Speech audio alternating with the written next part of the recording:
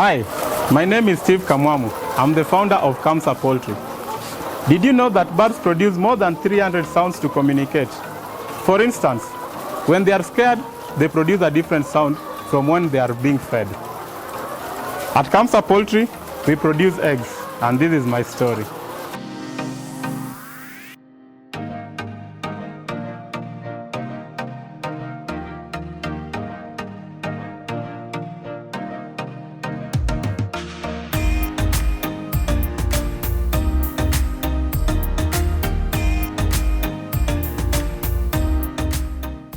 I started poultry farming in 2014. It grew out of interest to produce nutritious foods for our community, and also the need to be a producer or be a business person. So I used to work for a milling company producing maize flour and wheat flour. Then I started it as a side hustle. A year later, I realized that the business needed more of my attention for it to move to the next level. So I resigned in 2015 to fully concentrate on the farm. While I was starting, I was a naive farmer, just like most farmers. So I went around buying young chicks from neighbors. I bought about 20, which most of them in 4 months had died. I remained with only 3.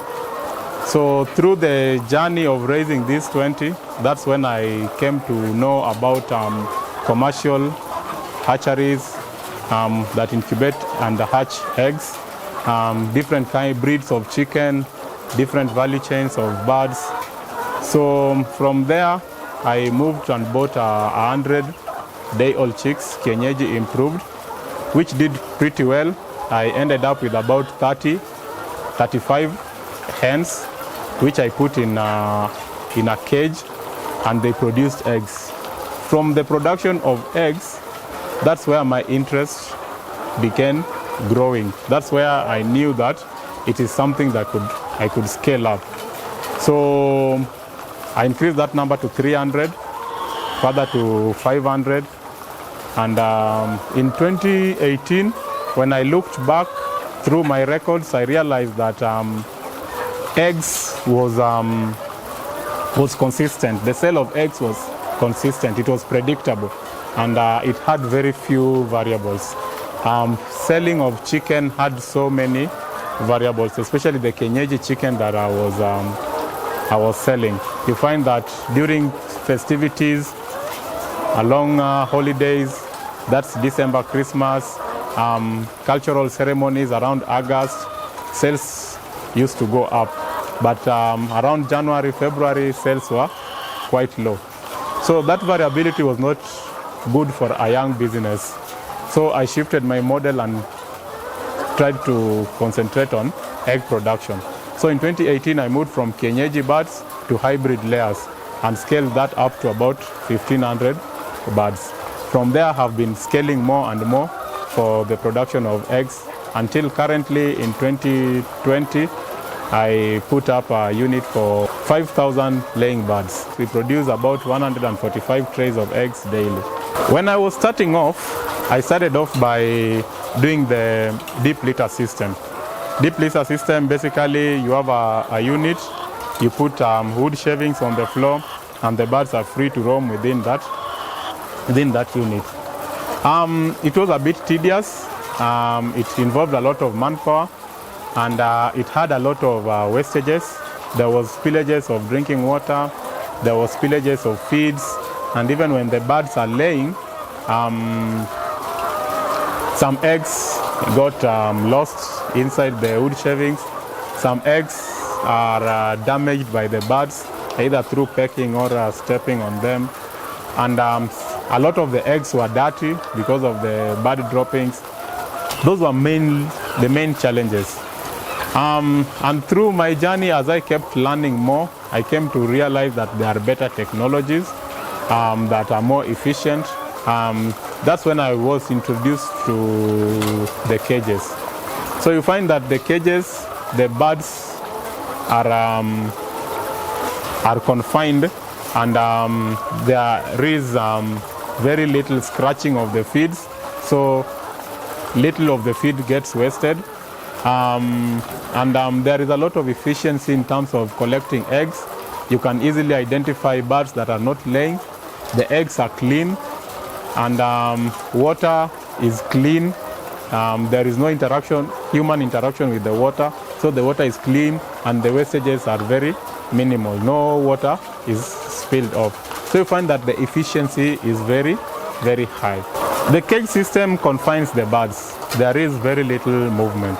So it's true there is a concern about the animal welfare. But this is now my own personal opinion. I feel like where we come from, we are so food insecure.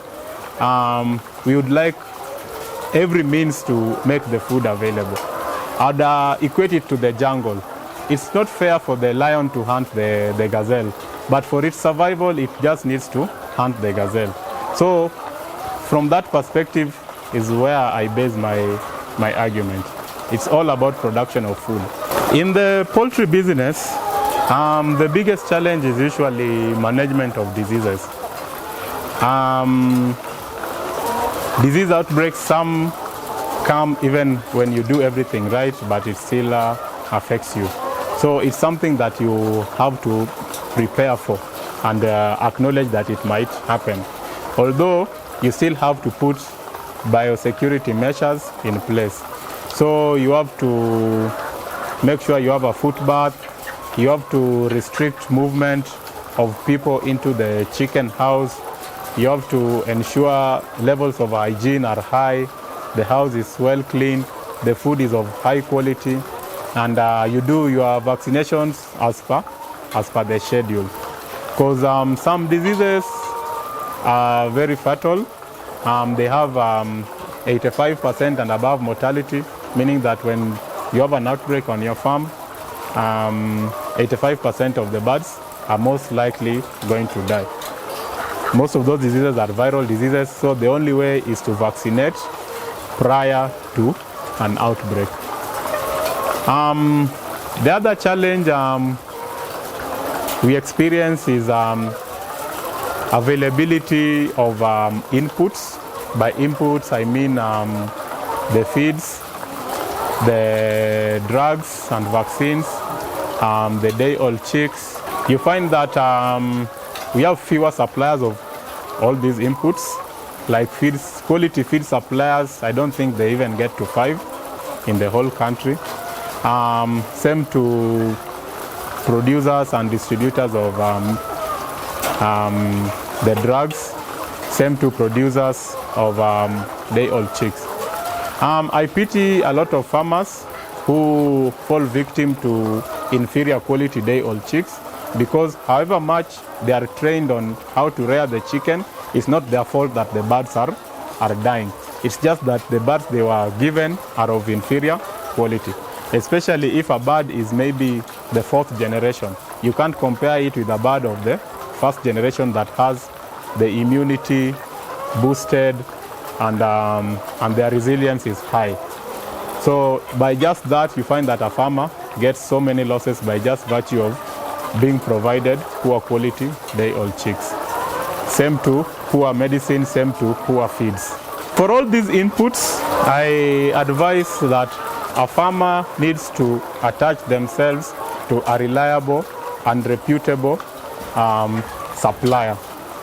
By reputable is a well-known company. You find that some people are afraid of going to the reputable companies because of the pricing challenges. They feel that there is a cheaper alternative. But like they say, cheap at times is expensive in the long run. I'm also advising on the issue of reputable companies by virtue that there is no scientific way to tell by just looking at a chick that this is a 1st generation chick, this is a broiler, or this is a layers chick, or this is a kienyeji chick. Most chicks look the same at day-old chicks. at the day-old age. So the only consolation you can have is that a reputable company would not wish to sell you something of inferior quality. So you can have some level of guarantee that whatever you ask for is what you are getting. I think that's the only way, because there is no technology to determine quality by visuals or just by testing. When we look at feeds,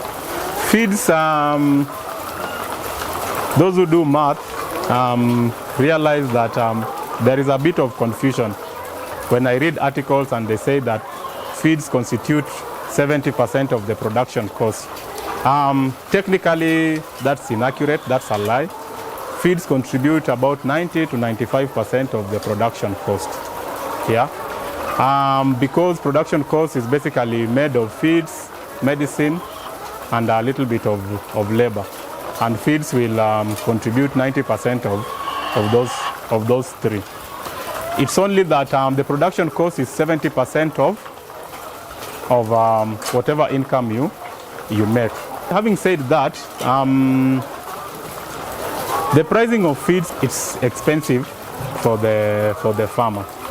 But from my experience, the farmer still makes a margin from the pricing of feeds. Only that farming is a kind of variable business. There is several variables. There is a disease outbreak, production is affected. There is a change of weather patterns, production is affected. So you need a margin that can cushion you from those variabilities. So the pricing of feeds currently doesn't give you that kind of margin. You have to be very thorough in your management for you to survive. When some farmers find that the feed prices are what they are currently, they rush to cheaper feeds. But cheaper feeds compromise on quality. So you find that you save maybe 500 shillings a bag, but you are losing a lot in production. Maybe your production dips by 30%. When you compare amount you are losing in terms of the lost production versus the savings, you are losing more and you are not saving anything. So I would advise the farmers just to stick with good quality feeds, improve on their management to reduce the other costs, and focus on how they can maximize on their production. That's the only way to remain sustainable. This brings us back to the issue of reputable. It's very expensive and time consuming to verify quality of feeds. We have very few laboratories because the only way to verify the quality of the feed is not by visual, it's by subjecting it to a laboratory test, taking a sample and sending it to a lab. We have very few laboratories. The nearest laboratory is at Kari. So either mostly Kari Naivasha, yeah? And it would take a couple of days for you to get your results. So when you use a reputable company, you are sure that they'll give you quality product most of the time. For poultry, as a business, is different from poultry for subsistence, yeah? At times when you don't make that comparison and you give your advice, most small-scale farmers can be categorized as subsistence farmers. Poultry business, from my experience, is a low-margin business, meaning that for you to make good money from it, you have to sell in volumes. I'll advise on eggs production. If you want to do eggs production, I would advise you plan to start with at least 500 birds, so that the numbers work to your favor. It's easier to source for feeds. It's easier. By easier I mean that transporting the logistics towards acquiring and getting the feeds is a bit easier when you are doing that number of birds. At that scale, probably you are able to raise enough capital to see you through, especially the raising phase before they start laying. You can use either the deep litter system or the battery cage system if you can afford to buy the cages.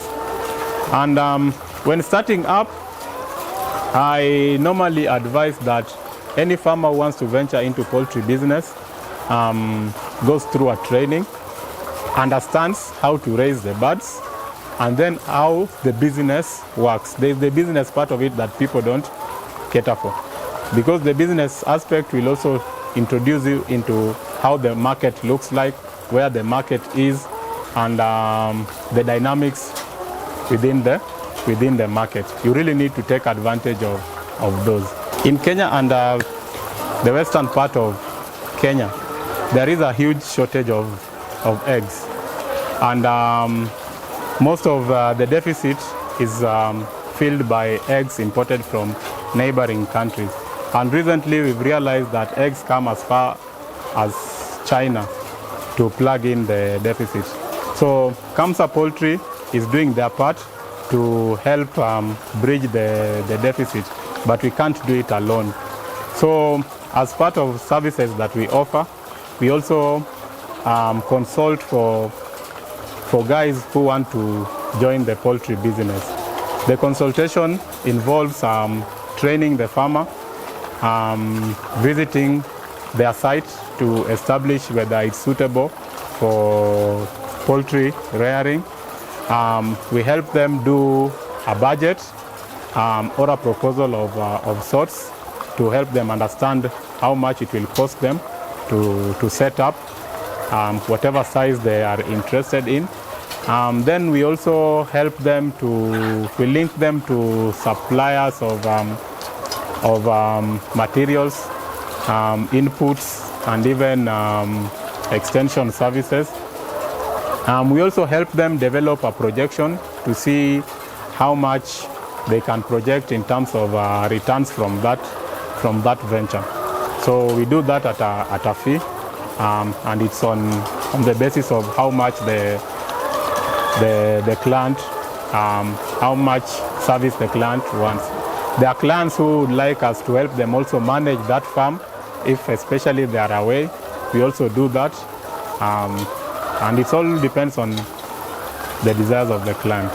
Going forward for Kamsa Poultry, we are looking at being a market leader in the production of eggs in Kenya. But for a start, we want to be the market leader in the western region in the production and supply of eggs. So in the next 1 year, we are planning to double our production, put up another unit for 5,000 birds, so that we have 10,000 laying birds. But in the next 5 years, we would like that number to reach to 30,000 birds. Then also, we have, when I interact with other poultry farmers, the biggest challenge is reliable access to chicken feeds. By reliable, we mean that it's always available and the price is predictable, not that the prices go up and down as the producers will. So in the next also 3 to 5 years, Kamsa Poultry is looking to set up a feed mill to produce chicken feeds. This has been my story about Kamsa Poultry. I'm curious to know what you do at your agribusiness venture. Share your story.